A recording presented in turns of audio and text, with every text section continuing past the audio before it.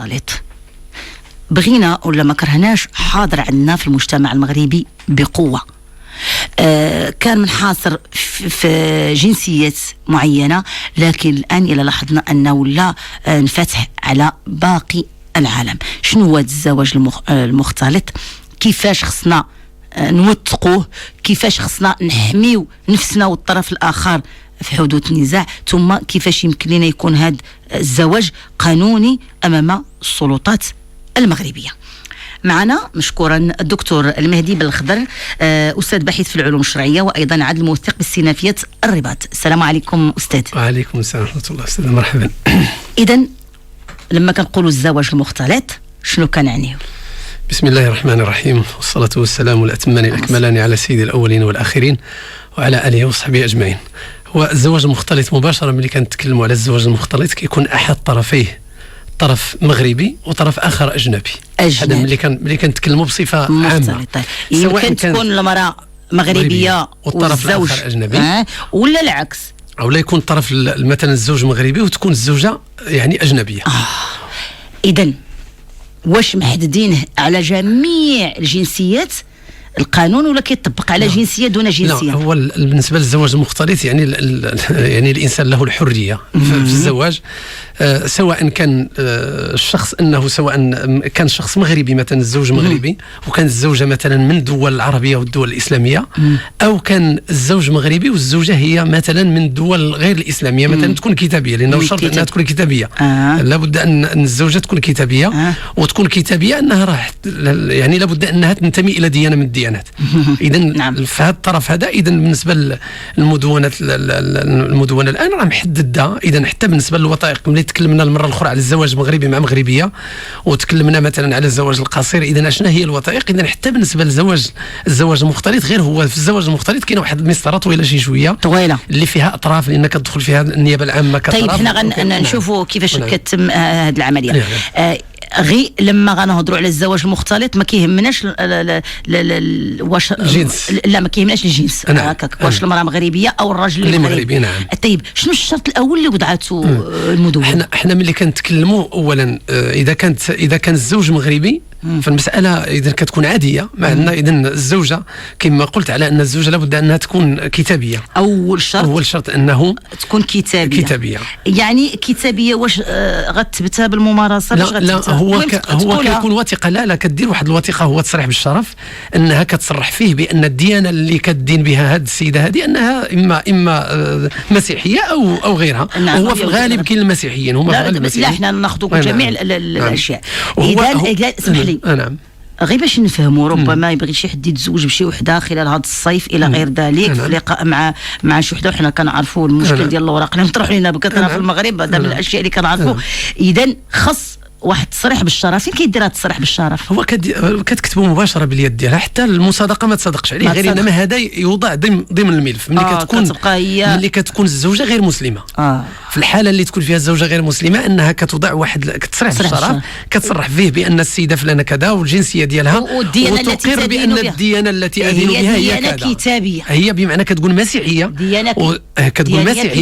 كتقول مسيحيه او مثلا تقول مسيحيه او يهوديه مثلا، ولا مسيحيه مثلا، واش كاثوليكيه ولا بروتستان. اذا هذه الاشارات كتشير ليها في سميتو وكتوقع اذا لابد انها تكون كتابيه. وحتى ما غنقولش بوذيه لا ابدا، لان ما كانتش كتابيه. حتى المدونه انها يعني ملي جات في الماده الثانيه على انها راه شرط بان قانون المدونه، يعني مدونه الاسره، راه يسري على جميع المغاربه. بمعنى أن ملي كتقول جميع المغاربة سواء كانوا حاملين الجنسية مغربية أو حاملين الجنسيات أخرى. راه في بعض الحالات مثلا كيكون مغربي زيد في دولة أوروبية ولكن ما كيحملش الجنسية المغربية، فالقانون هذا كيكون ساري على جميع المغاربة، ثم سواء حامل جنسية أو غير حامل جنسية. ثم أكثر من هذا القانون ديال القانون المدونة الأسرة، إذا حتى فيما يتعلق بالنسبة للاجئين اللي هنا القانون ديال مدونة الأسرة يسري عليهم بما فيهم عديم الجنسية. احنا غنجيو لهذا الشيء باش ما نبعدوش. اللاجئ اللي غادي يكون هنا غادي يكون غير مغاربه. حنا صرنا واحد الاشاره ملي صرنا على انهم اللي تكون فيما يتعلق مثلا تكون العلاقه اللي كيكون فيها احد الطرفين مغربي والطرف الاخر اجنبي هو اللي تكلمنا عليها، ثم العلاقات اللي كتكون بين مغربيين احدهما مسلم، لانه راه عندنا مثلا ملي كتكون مغربيه وهي غير مسلمه بحال اليهوديه، ولكن بالنسبه لليهود المغاربه راه عندهم كتسري عليهم قواعد ديال الاحوال الشخصيه العبريه المغربيه، راه عندهم مدونه خاصه اليهود فيما بيناتهم.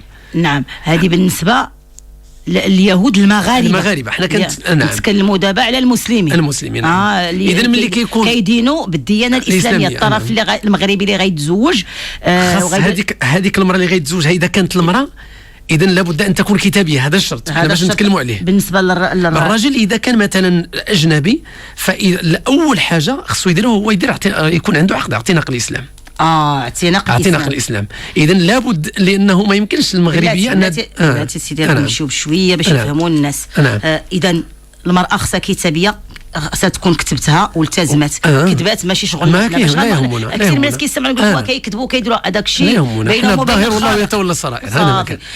اما اذا كان المراه مغربيه والراجل غير مغربي وغير مسلم، لا هو ماشي نقولوا غير مسلم، هو يكون من جنسيه غير الدول، من جنسيه من غير الجنسيات العربيه، يكون فرنسي او انجليزي ولا يكون من اي دوله اوروبيه مثلا ولا امريكي ولا كندي يدينه. هنا هذاك الى جا وقال لنا انا راني مسلم، لانهم راهم عارفين على ان المسلمه لا يجوز لها، احنا المسلم يتزوج بالكتابيه ولكن المسلمه لا يجوز لها ان تتزوج بالكتابيه. دابا حنايا جاء فرنساوي مثلا بلجيكي كندي امريكاني اي واحد من هاد الدول اللي ويمكن يكون في دوله فلسطينيه ولكن غير فعلا حنا اش غنطلبوا لهذا الراجل؟ اول حاجه هو انه يدير عقد اعتناق الاسلام، لانه هذا ضمن الوثائق.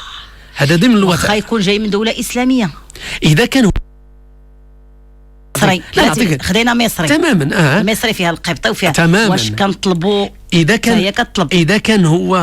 كان قبطي راه هو في العقد الازدياد اللي كيجيبوا، لان كاين الوثائق اللي خصنا لابد حنا ما نتكلموا على الوثائق، لان اي واحد ملي كتجي كتاخذي شهاده الميلاد ديالو راه كيكون مبين فيها الديانه ديالو. طيب اذا فهمنا. اذا ما غطلب هذاك الزوج حتى السعوديه دابا الان، حتى السعوديين مثلا ملي كيجيب شهاده الميلاد ديالو كيدير فيه الديانه كيكتبوا في شهاده الميلاد الديانه الاسلام.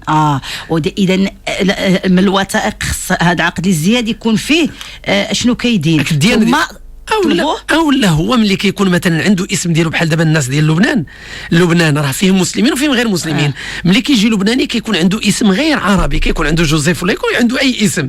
ملي كنجي كنطلبوه هنا كيقول لنا انا راني مسلم، كنطلبوه الا كان صرح بانه مسلم كي بمعنى انه لابد انه يدير تاكيد الاسلام. واذا كان غير مسلم كيدير عقد اعتناق الاسلام.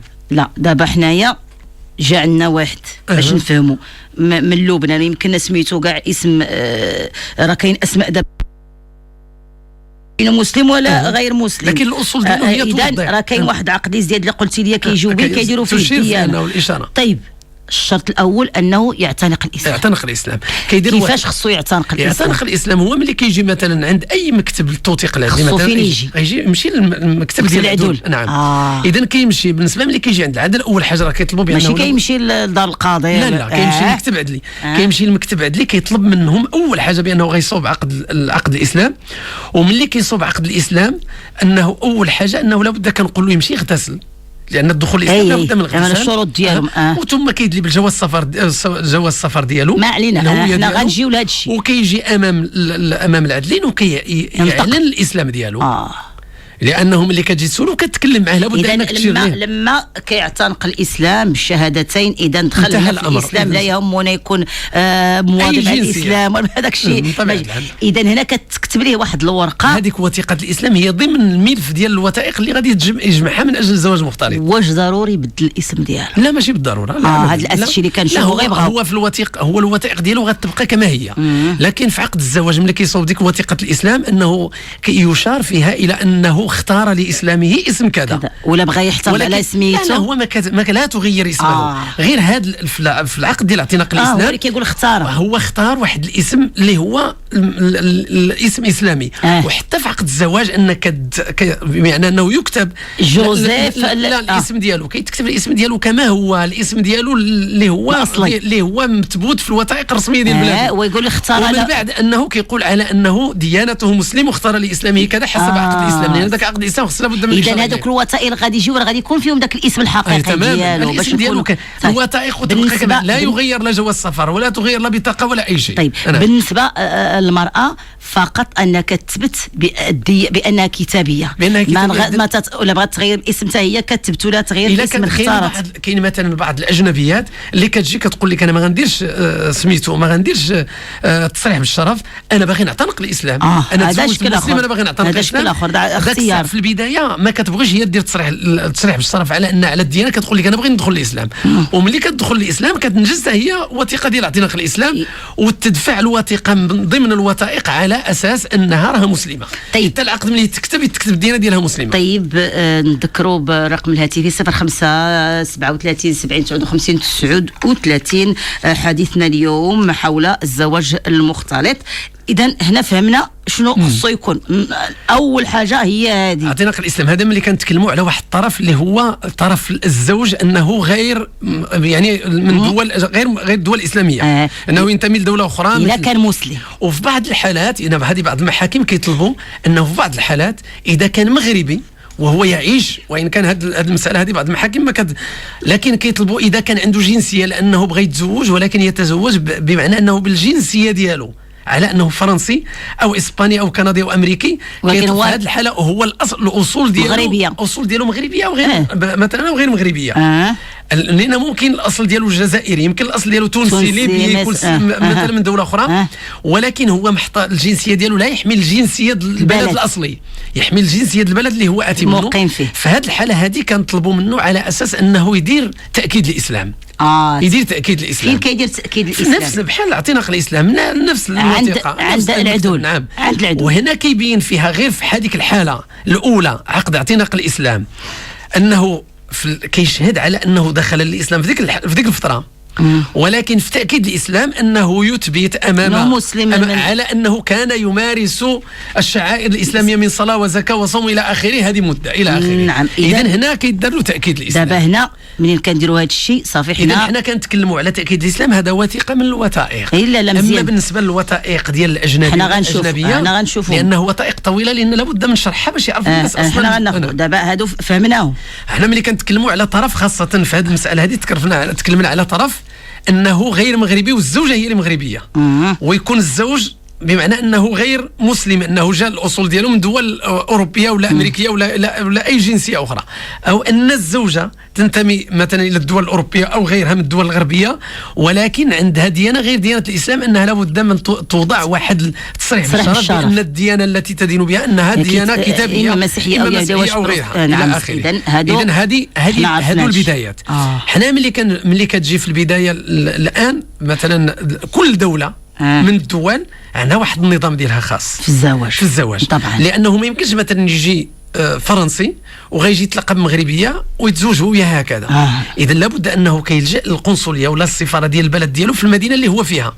او لا اذا كانت مثلا القنصليات مثلا بحال ملي كنتكلموا على منطقه الشمال ولا الجنوب، كان مثلا القنصليات فرنسا راها في فاس، الناس ديال المناطق كلها كيجوا لفاس، او لا الرباط مثلا كنتكلموا على المناطق اللي هي محيطه، اذا كيجي للقنصليه وكيتوضع ملف يوضع ملف في القنصليه. إذن هذا اللي بغى يتزوج المرأة أو الرجل من دولة أخرى كيمشي للقنصلية ديال بلادو باش يكونوا واضحين. هو كيمشي كيوضع واحد الملف هنا. بلاتي ناخذوا مكالمة ونشوفوا شنو ممكن نوصلوا في هذا الحديث. ألو السلام عليكم. الو السلام اختي، شكرا على هذا الشيء اللي كديروا في كل حاجه. الله يخليك. الله يخليك اختي. عافاك واحد الدريه بنتي خدت واحد السيد اجنبي ومشى للجامع بلاتي لا بلاتي شنو سميتك الله يخليك؟ انا سميتي الحجه.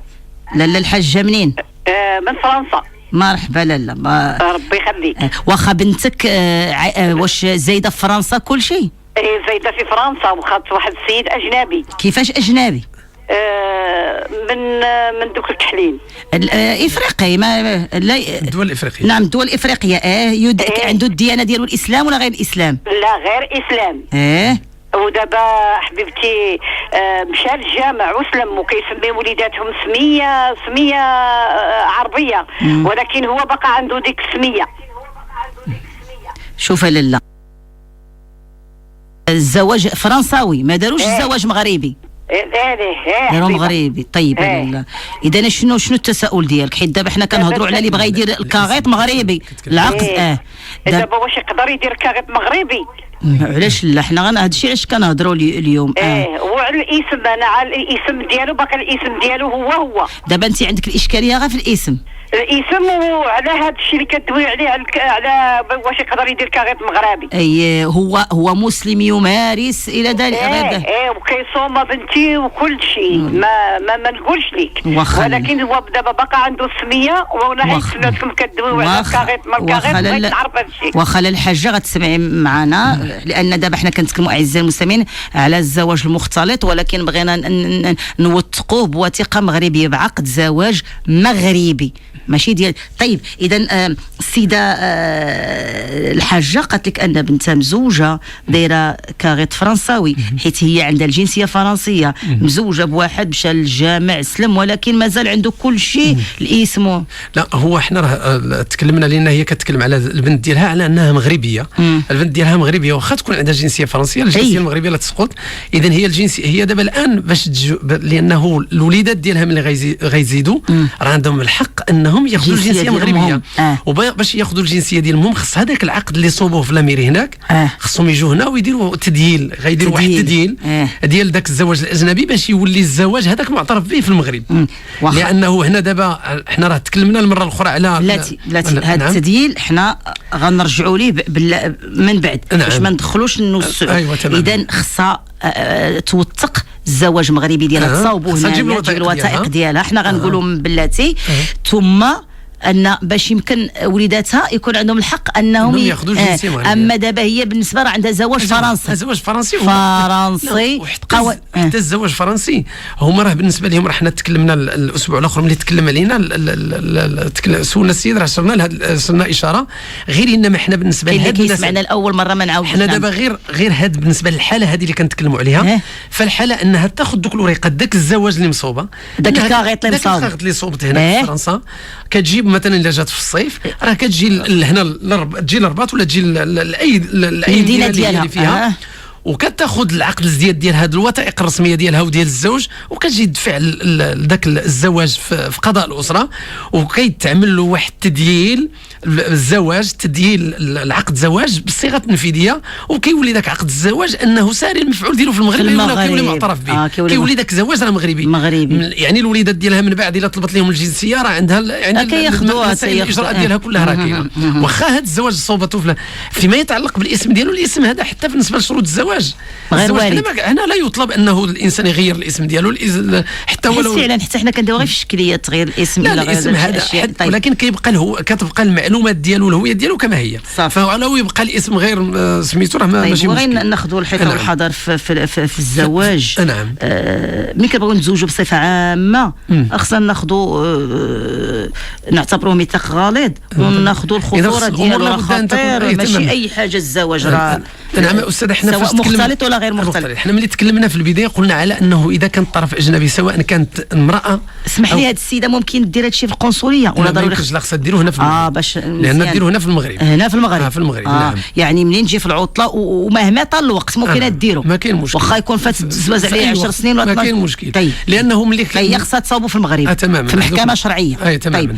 هنا بالنسبه قلنا في البدايه قبل المكالمه على اساس انه الطرف الاجنبي ملي كيجي يدخل المغرب، ملي كنتكلموا على الطرف الاجنبي سواء كان من الدول العربيه او من الدول غير العربيه، اجنبي يعني طرف اجنبي لابد انه يلجا الى القنصله ولا السفاره ديال البلد ديالو في المغرب. علاش؟ وكيوضع ملف ديالو باش يطلب الموافقه على الزواج او شهاده الاهليه للزواج، هي تسمى شهاده الاهليه للزواج. اذا هذاك الطرف الاجنبي مرة كان ولا راجل غيتزوج مغربيه او لا تزوج هي مغربي داخل المغرب، هما ما يمكنش يتزوجوا خارج المغرب. ملي يتزوجوا هنا الا غادي يتزوجوا خارج المغرب اذا غتولي حاله اخرى، حنا ما غندخلوش ليها، ولكن ندخلوش ليها دابا. حنا نمشيو اذا خاص هذا السيد يجي القنصله ديالو ولا بد من الموافقه اذا لما كانتش الموافقه راه في ملف الزواج هو لا يقبل في قضاء الاسره اللي هو غادي يدخل الموافقه ديال القنصليه ديالو كيطلبوا ليه شي حويجات خص توافق عليهم القنصليه تيهموني دوك الحوايج حنايا. واللي هو مهم على انه ملي ياخذ الموافقه ديال البلد ديالو عادي يعتبر على انه الاجراءات الاخرى اللي هي غتجي. طيب حنا السؤال غنطرحوه يمكن يجيب هذه الموافقه معاه من بلاده وهو جاي؟ لا خصو ياخذها منها هو. كاينين بعض الحالات اللي كيمشوا مثلا لاميري تما كياخذ وثائق وكيجيبها للقنصله وبناء عليها بحال كياخذ شهاده الخطوبه وشهاده العزوبه من هناك من لاميري وكيجيبها للسفاره ديالو. ضروري يدوز عن طريق القنصليه. كيدوز القنصليه لان علاش؟ لانه حنا ملي كنبغوا ناخذ الوثائق لابد من المصادقه عليها في وزاره الخارجيه. طيب لان باش نعرفوا دوك الوثائق راها رسميه. مهم ان اذا هو ملي كيجيب الوثيقه من بلاده خص لابد انه يدوز للقنصله ولا السفاره باش كتعطيه ديك الموافقه. هو ولا هي ضروري ديك الورقه كتكون من القنصليه سواء جاب الوثائق وحطهم في القنصليه. المهم ضروري القنصليه ديال الدوله تسلم له القنصليه ديال البلد ديالو اللي هو تابعها او القنصليه اللي كتنوب على البلد ديالو. بعض المرات كاينين دول اللي ما عندناش لا حنا دابا مثلا ملي كنقولوا شي دوله اللي ما عندناش مثلا لا ماشي عندنا السفير عندنا غير شي دوله كتنوب عليها ما عندناش اللي هي الدبلوماسيه ديالها هنا كتكون دوله اخرى اللي هي كتنوب عليها غيمشي هو الدوله اللي انها القنصليه. ناخذ مكالمه. الو السلام عليكم. مرحبا. الو السلام عليكم. عليكم ورحمه الله. الاسم الكريم سيدي. الو السلام عليكم. سيدي إذا المكالمة انقطعت. ناخذ مكالمة أخرى. إذا ريثما حفيظة محمدي توصلنا بمستمع آخر. إذا هذا احنا قلنا لابد الموافقة. لما كياخذ الموافقة عاد هنا كنبدا في الإجراءات. الملف اشنو غادي يجيب في الملف؟ اشنو خصو يجيب؟ هنا ملي خصو يجيب أو خصها تجيب؟ نعم يعني الطرفين معا. حنا دابا غير التغليب ملي كنقولوا خصو يجيب على إذا حنا أول حاجة لأنه إذا كان هو طرف إذا كان زوجة ولا زوج هناك لابد أنه كيجيب معاه شهادة العمل من هناك من بلده. هاد الوثائق اللي ما يمكنش يتسلمها هنا شهادة العمل وكيجيب داك لافيش كيجيب داك سميتو داك الجدوله ديال الصالير ديالو ديال المبلغ بطبيعه الحال. اذا كيجيب داك شهاده الاجره بطبيعه شهاده الاجره بيلتان دو بي تماما. هذيك شهاده الاجره كياخذها هي وشهاده العمل من هناك سواء كانوا في وثيقه وحده لانه اذا كان في مؤسسه ما عليناش وكيجيب معاه شهاده الميلاد عقد الازدياد ديالو شهاده الميلاد ديالو عقد الازدياد وكيجيب معاه واحد شهاده هذه شهاده عدم السوابق. هاد الوثائق كيتخادوا من البلد ديالو راه ما يمكنش ياخذهم هنا. يعني الا جا من هناك حتى لهنا وما جابهمش معاه راه غيرجع لبلادو باش ياخذهم الا اذا كانت شي امكانيه اللي يبعثوها له. شهاده العمل شهاده الاجره عقد الازدياد عاد السوابق. وهاد الوثائق هادو يعني انهم كيتسلمهم من البلد ديالو من البلد الاصلي. ملي كيجي لهنا كيجي يدوز للقنصله ديالو باش كياخذ شهاده الموافقه. اذا كياخذ شهاده الموافقه صافي خدينا شهاده الموافقه. هذيك شهاده الموافقه ملي كناخذوها كنضيفوها لهاد الوثائق اللي كتهم البلد ديالو. كاينه وثائق اخرى اللي غياخذها من عندنا وهو انه كيمشي لوزاره العدل المغربيه. وزاره العدل المغربيه كاينه واحد المصلحه سميتها مصلحه الاجانب.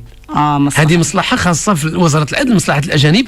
كيمشي اي واحد دخل المغرب وعنده جواز سفر وهذاك جواز السفر ديالو تطبع في الديوانه كيجي لوزاره العدل عنده الحق انه ياخذ واحد الشهاده ديال واحد داك السجل العدلي او شهاده عدم السوابق في المغرب. السلطات المغربيه كتعطيه ان هذا الشخص هذا ملي دخل بلادنا راه ما عنده حتى مشاكل. كيجيب ديال بلادو عدم السوابق ديال بلادو وكياخذ السجل العدلي ديال البلاد ديالو. اذا هادو هما الوثائق اللي وثم زائد شهاده طبيه شهاده طبيه. اذا هادو الوثائق اللي اسمح لي مزيان هاد الوثائق. حنايا سيد مقيم هنايا سواء كان اجنبي ولا اجنبيه مقيمه كاينه هنا واحد 8 سنين ولا 9 سنين خاصها دير هذا. لا ما غيديرش هذاك. اذا كان هو مقيم هنا وعنده اما شركه ديالو ولا هو مستخدم في شي شركه اذا كياخذ شهاده العمل وشهاده الاجره. بلاتي الله يخليك.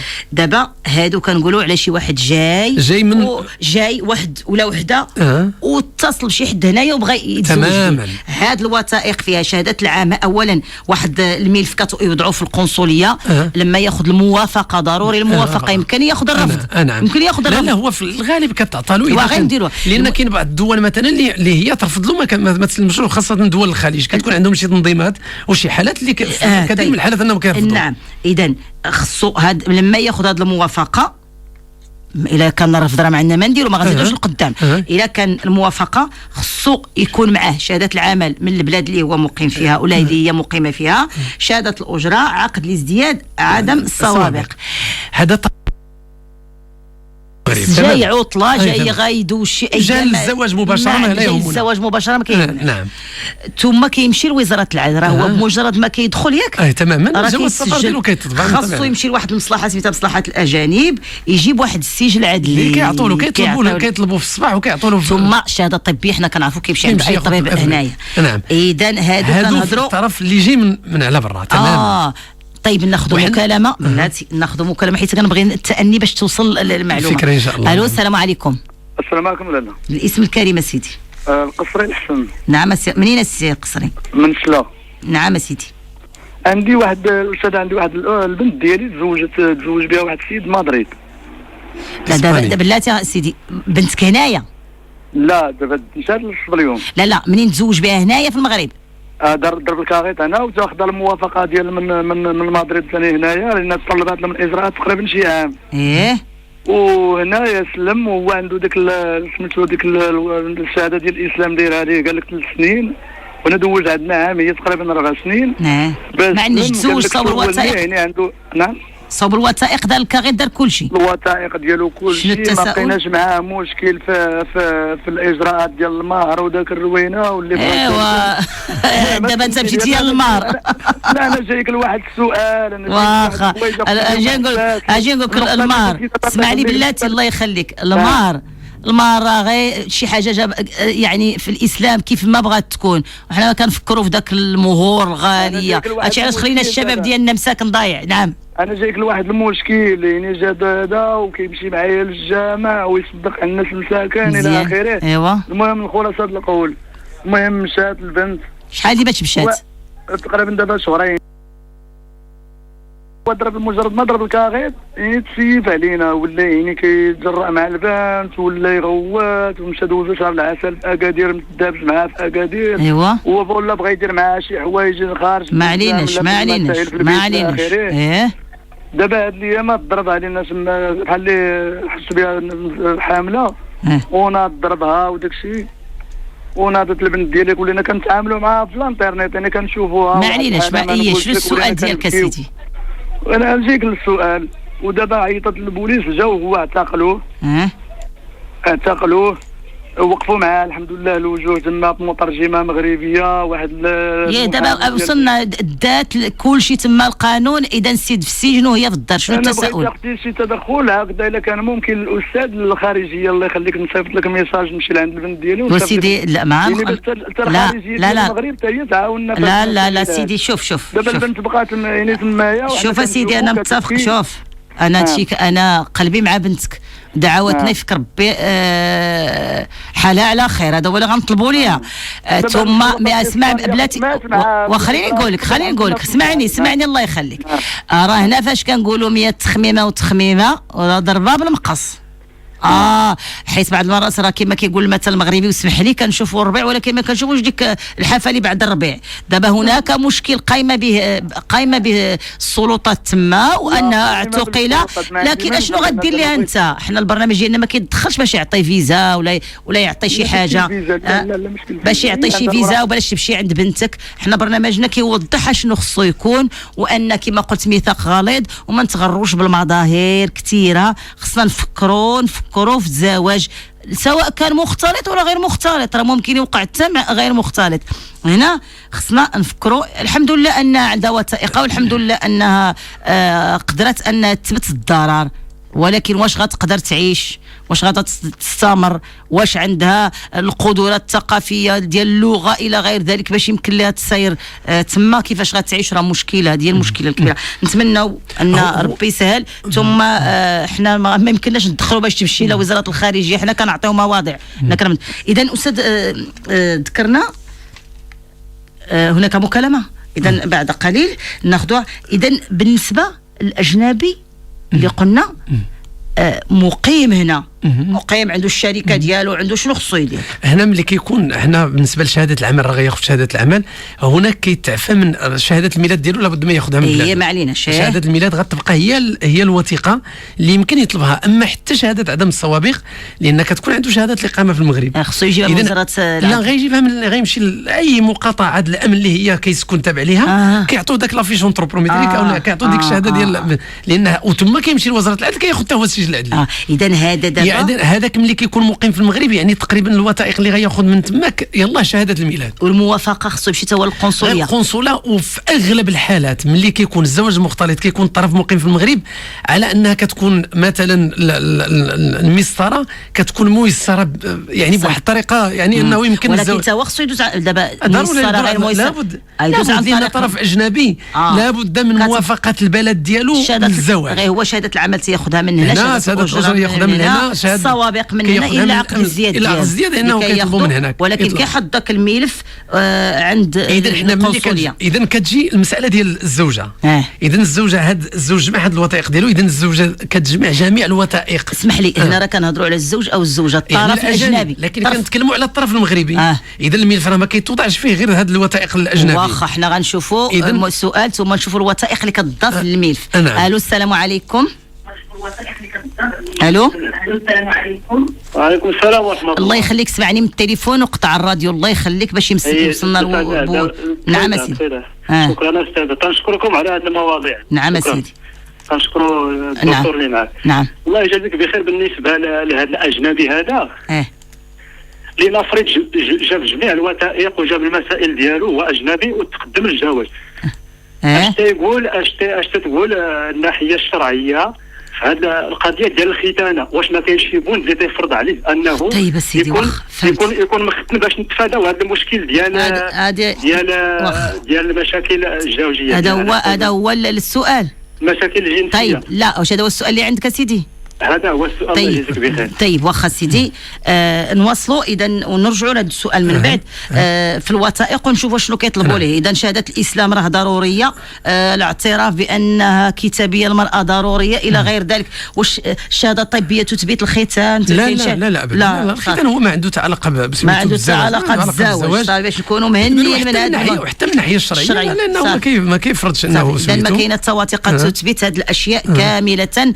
ربما هذا الشيء عندنا إذا كنرجعوا للطرف، إذا كان طرف مغربي سواء رجلا أو امرأة، إذا أنت هو مطلوب وثائق. إذا هذاك اللي غيتزوج هو مغربي شنو الوثائق خصو يوجد؟ إذا هو نفس الوثائق ديال الطرف ملي كيكون زواج عادي مغربي، كياخذ شهادة الخطوبة من المقاطعة اللي تابع لها شهادة الخطوبة، وكياخذ عقد الازدياد ديالو، وكياخذ شهادة طبية هو نفس العملية. وفي هذه الحاله شهاده طبيه شنو كنضيفوا عليها؟ كنضيفوا عليها السجل العدلي ولا داك لافيش ديال البوليس. السجل. اذا هذا اللي ما كيكونش في الزواج المغربي العادي. اذا نفس الوثائق، ولكن ملي كنتكلموا راه بحال الطرف الاجنبي راه تكلم بحال غناخذوا نسخه من جواز السفر. كاين عندنا مثلا الصور، هذو المسائل اللي هي بسيطه، هذيك المسائل ما يمكنش شهاده الخطوبه، عقد الازدياد، وهذه شهاده طبيه والسجل العدلي. والسجل العدلي الانسان المغربي اللي هنايا المراه كانت ولا راجل هنايا بغى يتزوج. ونضيفوا واحد الحاجه اللي مشتركين وقلنا حنايا اذا كانوا مثلا يهود مغاربه راه عندهم قانون اللي كيطبق عليهم. تماما. هنا كنضيفوا واحد المساله اللي هي مشتركه ما بين الطرفين المغربيين، او اذا كان الزوج او الزوجه، والطرفين الاجنبيين اذا كان زوج او زوجه مثلا اجانب. اذا كان احدهما مطلق راه خص يجيب الطلاق ديالو سواء مغربي او غير مغربي. كتضاف لهذا الحاله. غير حنا عندنا واحد الحاله مثلا بالنسبه للمغاربه اللي هما مثلا مزوجين في المغرب، اللي تزوجوا في المغرب مثلا ومشاو لبرا وطلقوا في اوروبا، وغادي تجي مثلا المراه غتزوج بشي طرف اجنبي وهي مثلا مطلقه في اوروبا، فراه داك الطلاق ديالها قبل ما تجمع هذه الوثائق هذه، راه داك الطلاق اللي صدر في الدوله الاجنبيه خص لابد انها تجي لهنا المغرب ودير له تدييل حتى هو باش يولي مقبول ضمن الوثائق هنا. اذا كان الطلاق اذا السيده لا طلقت ولا الزوج، اذا السيده او السيد او السيده كاين طلاق. هما كتبوا العقد الزواج هنا، الزواج الاول مثلا كتبوه هنا ومشاو لاوروبا عاشوا وما كملش داك الزواج وطلقوا في القنصليه مثلا، لا طلقوا عند السلطات ديال البلد اللي هو فيها، سواء اوروبيه او غير اوروبيه. هذاك الطلاق اللي غادي يصدر تماك فاش ما عندوش المفعول ديالو تيجي لهنا، يجي لهنا لابد يديروا له تدييل باش يتقبل ضمن الوثائق الاخرى. لا غيتعاود الزواج اجنبي، ولكن لا غيتعاود الزواج جميع الحالات. واخا تجي وبغات تزوج مغربي لابد ان هذه الحاله لابد انه هذا تدييل الطلاق المراه او الرجل. حنا كنهضروا حتى الرجل كياخذ النسخه ديالو كيمشي يديلها، كيجيب. وفي هذه الحاله راه خصو لابد انه يدلي تدلي بالطلاق الاصلي، لان كاين بعض الناس يجيبوا مثلا نسخه، غيجيبوا غير نسخه، راه غدوز وغتستغرق الوقت، وفي النهايه غيكون راه في الطلب لان خص الوثائق الاصليه. الوثائق اللي خص الانسان هادو هما الوثائق اللي خصهم في هذه الحاله هذه. هنا ملي كنجمعوا هذه الوثائق فين كنمشوا؟ اذا حنا لابد انه نشوفوا اذا كان الطرف الاجنبي رجل كنقولوا لهذيك المغربيه فين كتسكني. اذا خص الملف يتودع فين كاين السكنه ديالها، المحكمه القضاء الاسره اللي فين ساكنه هي. لان كاين واحد تكون في الرباط ويمشي تحت في الدار البيضاء او لا يكون واحد من الدار البيضاء ويجي لهنا للرباط باش يتزوج. ما عليناش. اذا في مكان الاقامه ديال الزوجه او ديال الزوج باش الملف يمشي. في هذه الحاله ملي كنوضعوه في قضاء الاسره كيتوضع الملف وكتم الدراسه ديالو في هذه الحاله، ومن بعد الا كانوا الوثائق كلها كامله راه كيتحال على النيابه العامه، لان النيابه العامه هنا راه طرف فيها. النيابه العامه بعد ما يأشر قاضي الاسره في المحكمه في قضاء الاسره هذاك الملف كيوضعوه هما، لانهم كيتوضعوا واحد 4 ديال النسخ، كيكون الملف الاصلي مع النسخ. اذا كتوضع هذاك الملف النيابه العامه، والنيابه العامه هي اللي كتحيلوا على الامن. يعني على الدائره اللي فين كيسكن، خص التاشيره ديال النيابه العامه. والنيابه العامه كيحلوا على البوليس كيدار بحث، ومن بعد رجوع البحث عادي يمكن ذاك الزواج يتقبل. غير باش نقولوا ماشي حطينا الورق عند القاضي وصافي الاسره. اذا راه الزواج. طيب واخا ناخذوا مكالمه ثم نواصلوا. الو السلام عليكم. وعليكم السلام لاله. الاسم الكريمه لاله؟ السيده امينه من الرباط. مرحبا لاله امينه. الله يجازيك بخير لاله، كنشكرك على البرامج ديالك كامله العيشه. الله يرحم والديك لاله، شكرا. الله يخليك لاله. واحد السيد تزوج بسيده من روسيا. دابا السيد داروا زواج مغربي. بلاتي لاله، السيد روسي. نعم السيد مغربي. مغربي. واييه، وتزوج بالسيده روسيه. وتزوجوا في المغرب على حساب الطرق ديال المغرب، الوثائق كلها صوبوها. ودازت عندهم واحد بنيته.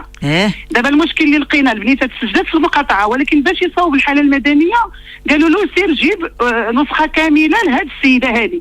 وهما عندهم في القانون ديالهم تيعطيو شهاده الميلاد وحده عمرهم كامل. الا بغاو شي حاجه كيمشيو كيخدموا بهذيك الوثيقه اللي عندهم، يعني ما عندهمش نسخه كامله. شكون اللي قال لك هادشي؟ عندها 3 سنين. شكون اللي قال لك وباقي السيد ما دارش الحاله المدنيه. ما دارش الحاله المدنيه بعد الزوجيه، بعد الدرجه الاولى خصو يدير الحاله المدنيه. ما قبلولوش. فين تزادت البنت؟ زادت في الرباط. ومسجله في الرباط في المقاطعه ديال حي الرياض. ودابا الوثيقه اللي خاصنا هي ديك شهاده كامله ديال الزوجه، وهما ما عندهمش هذا الشيء في بلادهم. يعني منين غادي نجيبوها؟ بقى السيد هذه 3 سنين عند البنيته ما عندوش حاله مدنيه. لو كيسمحي لي لا الله يخليك. نعم انا ما نقدرش نقول لك هذه المسائل. كنعرفوا الناس اللي مزوجين روسيات كثار معنا داخل الاذاعه ايضا ناس مزوجين روسيات ومصاوبين وثائقهم ومدايرين وليداتهم. ما يمكنش تعطى مره في العمر على الانسان غادي. شهاده الميلاد لا هو شهاده الميلاد ملي كتسلم من البلد بحال مثلا روسيا ولا بحال امريكا ولا المانيا كيكون ديك شهاده الميلاد هو اللي كيستعملها دائما، ماشي بحال فرنسا كيعطيهم واحد الكوبي كونفورم.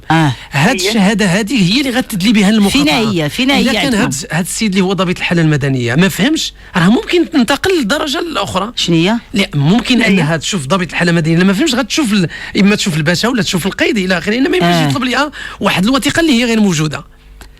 فلا اظن ان هذا السيد اذا الا كان ما فهمش خاص تنتقلي للمرحله للشخص اللي هو دابا هاد السيده روسيه هذيك الوثيقه لا بلاتي عندهم شهاده الميلاد. لا هاد الشهاده ديالها هي عقد الازدياد ديالها. هذاك القديم هو اللي كيبقى تمشي به واخا يفوت شروط. عنده بحال الحاله المدنيه كيحملوها كيجيو يدفعوها في قضاء الاسره ملي كيتكتب عقد الزواج. عنده هاد الورقه. وملي كيتكتب عقد الزواج كدير طلب للقضاء الاسره وكيرجعوا ليه هذيك العقد الازدياد ديالها. رجعوا ليها فعلا. هو به غتشتغل. بس ما بغاوش لا هذا تمشي ترجم الوثيقه ديالها. لا دابا انت ترجمنا الوثيقه ومشينا قال لك لا خص شهاده نسخه كامله.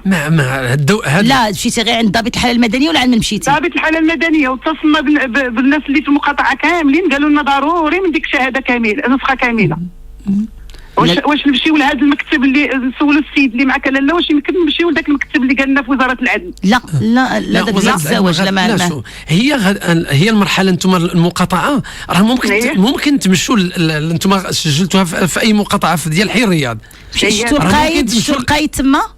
لا هذيك ما عنده حتى علاقه هو بالحاله المدنيه. علاش؟ قال لك خصو يصاوبها في البلاصه فين خلق. لا لانه شوف انه هاد الناس هاد الدول ما عندهمش نسخه كامله، عندهم حاله مدنيه كيحملها الطرف او الطرف الاخر. نفهموا لهم هذا الشيء والو. ولكن الا ما فهموش هادو ممكن انك تمشي، راه كاين مكتب خاص في الولايه تمشي عندهم. واش فهمتي؟ الولايه هنا الولايه الرباط كاين مكتب خاص بالحاله المدنيه وتطرحي عليهم المساله، وراه لا اظن انه غتلقاي مشكل اللي غيوقف التسجيل ديال البنيته على هذه الحاله هذه. واش فهمتي؟ راه كاين مكتب. شنو قلتي لي مكناس؟ شكون اللي زايد في مكناس؟ دابا الولد الراجل زايد في مكناس، يعني قالوا له حيت بغيت تصاوب الحاله المدنيه خصك تمشي لمكناس باش تصاوبها. طبعا تمام. لا بالطبع لا ما كاين مشكل. لا هذه لا غيمشي لانه دابا القانون غيمشي للمكناس، لكن هو ما عندوش مشكل الولد غيمشي يصوب الحاله المدنيه في البلد يعني المقاطعه اللي تزاد فيها. ولكن علاش ما دارش ولدك الحاله المدنيه؟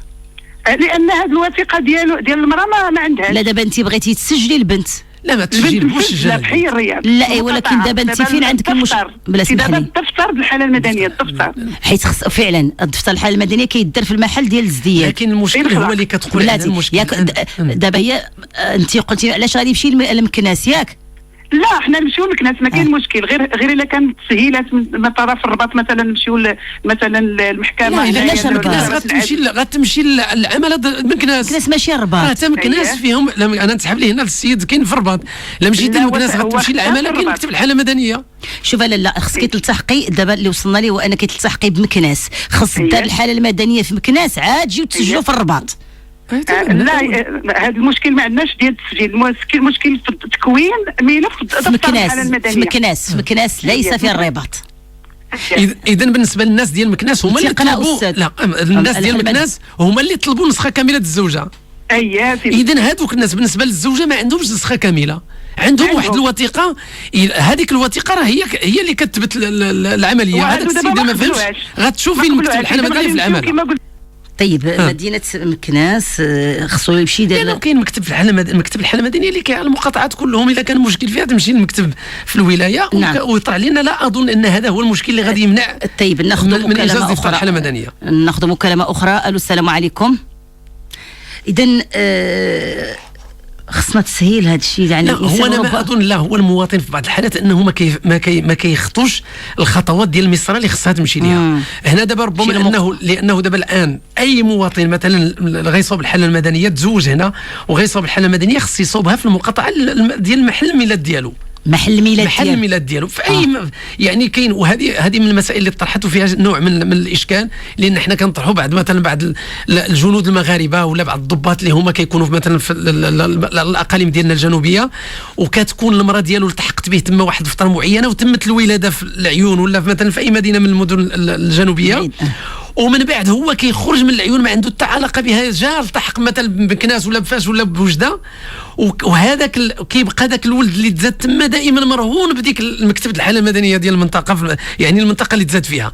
يعني خصو لا كان ساكن في وجده ياخذ طائره ويمشي للعيون باش يصوب الحاله المدنيه. اذا هذا فيه واحد نوع من شويه ديال، ولكن الناس مادام القانون هو هذا اذا خص الانسان يطبق واحد يكون البديل. الناس لا علاقه الولد في حي الرياض. طيب ناخذ مكالمه. الو السلام عليكم. وعليكم السلام ورحمه الله. الاسم الكريم سيدي؟ سي محمد. نعم منين سي محمد؟ من سلا. مرحبا سي محمد. عندي انا غير واحد كان واحد المشكل واش تعالج ولا لا. واحد السيده البنت ديالي. الراجل يماني عايشين في الامارات. والوالد ديالو راجل اعمال. المهم جا الولد قبل سيمانه صيفطوا عائلته جات سيمانه من بعد السدير هذه. المهم هو مشاو بعدا لابو ظبي، هما من دبي مشاو لابو ظبي، مشاو للسفاره ديالنا راجل معروف، مشى قال لهم الوثائق اللي تخصنا باش نتزوجوا بهذه الدريه المغربيه. فهمتني؟ جاو المغرب، جاو ل3 سنوات وحنا كنجريو. في الاخر انا ابوتي هادشي راه داز عليه شحال، ما عليناش. قالوا لنا تمشيو للمجلس الاعلى. علاش؟ الكازي جوديسيير ديال الدري ما تقبلش. مشينا مشاو هما القنصلة اليمن، اتصلوا باليمن بالاداره العامه بالوزير. المهم صيفطوا فاكس ديال الكازي جوديسيير القنصل هنايا كونفيرماه. مشينا لواحد المكتب ما بقيتش عاقل انا. المهم هذاك المكتب صيفطنا للمجلس الاعلى. مشيت لعند القاضي البروكيرور جينيرال ديال لا كور سوبريم، مشيت انا اون بيرسون ما عليناش. المهم قال لك لا سيدي هذا الكازي جوديسيير تيخصنا لوريجينال من اليمن. قلت له دونك هذا الدري هذا ما عمره شاف اليمن، زايد في الامارات وهو والدي عايشين في الامارات ويماني وهنديه ومسلمين. دابا كتقول لي هذا الدري خصو يمشي حتى اليمن، يشد الطياره يمشي حتى اليمن. علاش ما قالولوش في السفاره في ابو ظبي؟ خيرنا ودرنا شغل اخر ديالنا وسمحنا. واش هذه القضيه تعالجت ولا لا؟ هذه راه حقيقه. شوف سيدي شوف كل مصلحه خصنا بغينا نتزوجوا راه باش كنديروا الوثائق راه كنضمنوا الاشياء ديالنا. ملي كنجيبوا السجل العدلي حنا داخل المغرب راه كنمشيو. لا غير مساله راه واضحه انه السيد اذا كان مقيم في اليمن لا هو يماني ومقيم في الامارات. اذا كان مقيم في الامارات ما كنطلبوش له انه يجيب السجل العدلي من اليمن، كيجيبوا من الامارات البلد الاقامه ديالو. لانه كياخذ السجل العدلي من الامارات. كتسمعنا سيدي؟ كتسمعني؟ الامارات يشد الطياره ويمشي. قالوا لنا كاين اللي من الشين ومجا حتى لهنا ومشى حتى للشين. ايوا سيدي القانون يطبق. راه السجل العدلي راه حمايه، هذه الوثائق راه حمايه. غير هو الان هو كيطلب على السجل العدلي يكون اصلي. من طبيعه الحال لان الوثائق لانه المحاكم بصفه عامه كاين دابا وسائل. جميع الوثائق اللي بها المحكمه خص لابد انها تكون وثيقه اصليه. لكن الامارات هو ملي جا اذا كان على الاقل راه كيدخلوا دابا كاينين اللي سيت هذه الوثائق كلها راه فيها.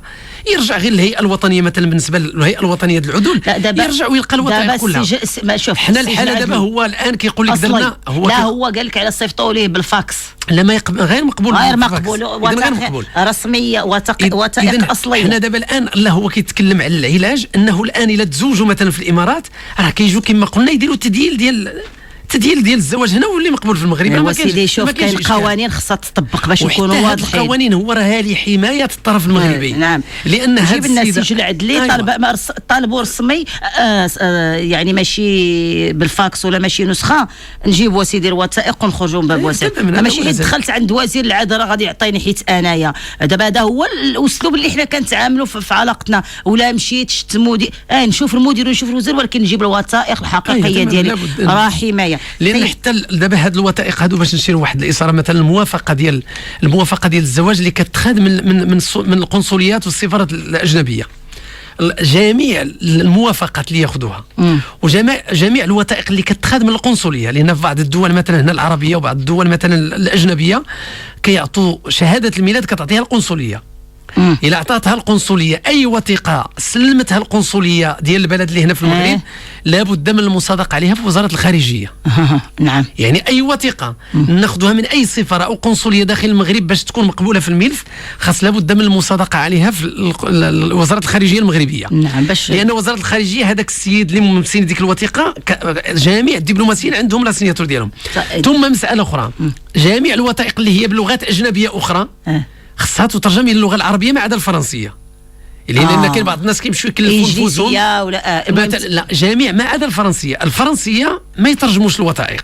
لا باش قلت يعني كانت انجليزيه غنترجموها اسبانيا اي لغه ما عدا الفرنسيه. ثم بالنسبه للمصادقه بالنسبه للوثائق بالنسبه لشهاده الموافقه اللي كياخذوها من السفاره الفرنسيه والقنصليه الفرنسيه انها تعفى من المصادقه فقط لان باللغه الفرنسيه. لا الوثيقه مثلا اي وثيقه الوثيقه ديال القنصليه الفرنسيه هي معفاه من المصادقه الخارجيه قانون ولكن جميع الدول الاخرى لابد من المصادقه باش يكون الملف كامل ان شاء الله. طيب شنو بقى لنا في الزواج المختلط؟ يعني اذا حنا كنتكلموا هنا مباشره ملي كيتحل الملف النيابه العامه وكيتحل الامن كيرجع البحث ديال الامن للنيابه العامه وكتحيل الملف لمكتب الزواج. مكتب الزواج كيتعمر واحد الملف اللي كيتعمر لجميع المواطنين في المغرب ولا الاجانب. هذاك الاذن ديال الزواج كيتعمر بناء ملي جاو الوثائق الاخرى وكيسيني فيه القاضي وكيمشيو لاي مكتب عدلي كيتزوجوا. بقات لنا واحد الحاله لابد من الاشاره اليها، ملي كيكون عندنا مثلا واحد السيد مثلا اردني مو مغربيه، هو كيعيش في المغرب ما عمره وصل للاردن. اردني بالضبط، هو اردني مثلا، عنده الاب ديال الاردني. لا غير الاردن ماشي شي دوله اخرى، نتكلموا على اي دوله اي دوله اي دوله باش ما نجيوش. يعني انه هو كيعيش هنا في المغرب وبقى عنده الجنسيه ديال بلاده، ومثلا تلاقى مع واحد السيده اخرى اما ولا العكس بنت. حنا كنقولوا بجوجهم اجانب وان كانوا هما راهم زايدين في المغرب، اجانب وبغى يتزوجوا في المغرب. حنا ما كنعفوهم من هذه الوثائق كلها، هما اجانب. كيمشي هو القنصليه ديالو كياخذ شهاده الاهليه للزواج، الاهليه، وكياخذ عقد الازدياد وشهاده طبيه عاديه. وهي كتاخذ حتى هي شهاده الاهليه من البلد ديالها. من هما هادو راه بجوج عايشين في المغرب، هما اجانب وبغا يتزوجوا عندنا حنا مثلا في المحكمه ديال المغرب. كنقول لهم سيروا لبلادكم ياخذوا القنصليه ديالك، غتاخذ شهاده الموافقه ديال الزواج وجيب لنا عقد الازدياد ديالك وشهاده طبيه، خذها بحالك بحال المغاربه. وكيجيبوا كيتفتح لهم ملف عادي في نهار وكيتزوجوا. اذا هادو اجانب بجوج ولكن زادوا في المغرب وعايشين في المغرب وبغا يتزوجوا هنا في المغرب. يكونوا زايدين ولا غير عايشين مده طويله؟ لا واخا يكون حنا في جميع الحالات واخا يكونوا زايدين في دوله اخرى، غير هما عايشين في المغرب وما كايناش المده مثلا ما دام عنده شهاده الاقامه. لا مده تكون عنده شهاده الاقامه، او لا مثلا ما عندوش شهاده الاقامه وجاوا بجوج، واحد جا من الجزائر وواحد جا من تونس وبغا يتزوجوا هنا في المغرب، مرحبا بهم. غير انما هذاك المغرب واخا ما مقيمش، واخا غير مقيم، هو غيمشي القنصله ولا السفاره الجزائريه ياخذ الموافقه، وهي غتمشي للسفاره ديالها وشهاده الميلاد ديالو وعقد وشهاده طبيه، وكيجوا عندنا القضاء الاسره مرحبا بهم، كيتفتح لهم ملف في يومه ويتزوجوا في نهارهم، ما عندهمش اشكال. نتمنى زواج مبارك لكل الساده المستمعين اللي كيستمعونا من اجانب ومغاربه. نتمنى اننا ناخذوا الحيطه والحذر في الزواج، وانه ميثاق غليظ، وان الوثائق نعطيوها الاحقيه ديالها حتى ما شحال كيستغرق الوقت؟ شي شهر هذا؟ لا ابدا، عندهم في ظرف 4 أيام 5 أيام يكون الاجراءات كلها. نتمنى الكل قلت زواج مبارك لكم. تحيه اسره البرنامج حافظه المحمدي، عادل سند، يونس التهلي. بعد قليل لكم لقاء مع الزملاء بقسم الاخبار ونشرهم في الصاله الساعه 1. انا عائشه غنقول لكم غدا غنتلاقيو ديما حلقه جديده من برنامج همزه وصل.